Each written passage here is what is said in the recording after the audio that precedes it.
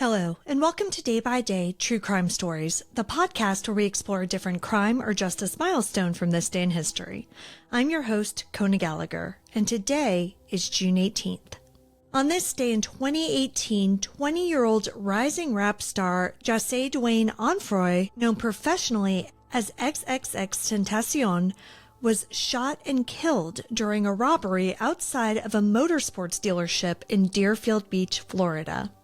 His death shocked the music world and ignited an investigation that would ultimately take years to resolve and leave behind a complicated legacy. Today, we're going to talk about the robbery that ended the life of a rising hip-hop star. Let's get started.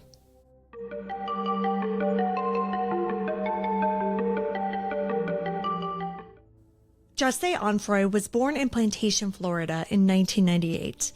Raised mostly by his grandmother, he had a tumultuous upbringing that included both behavioral problems and run-ins with the law.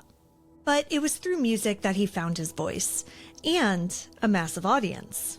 As XXXTentacion, he rose to fame on SoundCloud, pioneering a raw, genre-blending style that mixed emo, punk, trap, and lo-fi hip-hop. His early singles like Look at Me catapulted him into mainstream success with millions of followers on streaming platforms. But José's fame came with controversy. He faced multiple felony charges, including aggravated battery and domestic abuse. His personal life, his mental health struggles, and these violent incidents divided fans and critics alike. Yet, even with that baggage, he became a voice for a generation. He was young, emotional, and unfiltered. By 2018, though, he had turned a corner. He was working on new music, talking about redemption, and expecting his first child. Then, he was gone. On the morning of June 18th, 2018, XXXTentacion was spending a quiet day in South Florida. He was driving his black BMW i8, a $150,000 hybrid sports car. That day, he reportedly stopped by a Bank of America branch in Pompano Beach where he withdrew $50,000 in cash. He then drove to Riva Motorsports, a high-end dealership in Deerfield Beach. At Riva, he browsed motorcycles and briefly chatted with the staff. Surveillance video shows him calmly walking through the showroom dressed in shorts and a hoodie. He was alone and relaxed. Outside, a dark Dodge Journey SUV circled the parking lot. Inside of that car were four men: Michael Boatwright, Trayvon Newsome, Dedrick Williams, and Robert Allen. They had reportedly followed XXXTentacion from the bank and were planning to rob him. The men had masks, gloves, and at least one firearm. Around 3:55 p.m., XXXTentacion left the dealership and got back into his car. As he tried to leave, the SUV cut him off. Boatwright and Newsome jumped out, both masked and armed. A struggle ensued, and witnesses later said that XXXTentacion tried to fight back. Boatwright fired multiple shots through the driver's side window, fatally hitting XXXTentacion. The attackers stole a Louis Vuitton bag containing the cash and fled. First responders arrived quickly. XXXTentacion was rushed to Broward Health North, but was pronounced dead at 5:30 p.m. News of his death spread rapidly. Videos from the scene went viral.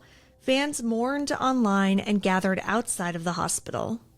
The Broward County Sheriff's Office immediately launched a high-priority investigation.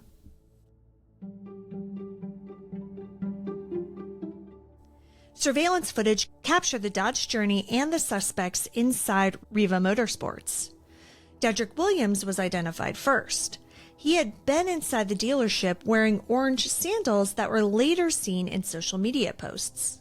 He was arrested 2 days after the murder. Then, using cell phone data, social media, and ATM footage, detectives tracked the suspects' movements. They had bought masks hours before the attack and had discussed their plans via text. Michael Boatwright was arrested next. He was already in custody on unrelated charges, and his phone contained incriminating photos, searches, and messages. Trayvon Newsom, who had briefly fled the state, was also arrested. Robert Allen was caught in Georgia in August. He later agreed to a plea deal and testified against the others. He confirmed that Boatwright was the shooter and detailed the entire plan. Their motive was simply robbery. They did not know XXXTentacion personally. They saw an opportunity and they took it. The trial for Boatwright, Williams, and Newsom began in early 2023. Prosecutors laid out a detailed timeline supported by that surveillance footage, the phone records, and Robert Allen's testimony. Allen described the crime from start to finish, naming each man's role. Boatwright pulled the trigger. Newsom held a second gun. Williams drove. The defense tried to deflect blame and introduce alternative theories, including an interesting but baseless claim involving Drake. The judge ultimately barred that line of questioning. After 27 days of testimony and just over 7 hours of deliberation, the jury found all 3 men guilty of first-degree murder and armed robbery. On April 6, 2023, they were sentenced to life in prison without parole. Jesse Onfroy was only 20 years old when he died, but his impact was massive. His music gave voice to pain, loneliness, and raw emotion. Albums like 17 are still considered deeply influential by many fans. But XXXTentacion's legacy is complicated. He was awaiting trial on serious abuse charges at the time of his death. Some believe that his efforts to grow and change should be honored, but others argue that his actions can't be ignored. In the weeks before his death, he spoke publicly about wanting to do better. In one live stream, he said, quote, "If I'm going to die or ever be a sacrifice, I want to make sure that my life made at least 5 million kids happy," end quote. XXXTentacion's posthumous releases like Skins and Bad Vibes Forever have continued to draw millions of listeners. A Hulu documentary, Look at Me, explored both his talent and his personal demons.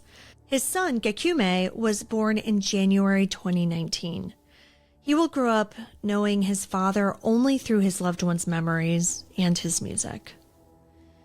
As for the 4 men involved in the murder, they are all serving prison time, 3 of them for life. Their decision to steal $50,000 cost a young artist his life and sealed their own fates. XXXTentacion's story is messy and heartbreaking. He was a star and a work in progress. Though he wasn't perfect yet, he did not deserve to be denied the chance to be better. Thank you for joining me on today's episode of Day by Day True Crime Stories. If you found this story compelling, please subscribe, rate, and review this podcast. It'll help us grow. And be sure to join me again tomorrow as we explore another significant event in true crime history. Until then, stay safe and remember that behind every headline is a life worth remembering. Day by Day True Crime Stories is a Little Monster production. Hey, you can do it!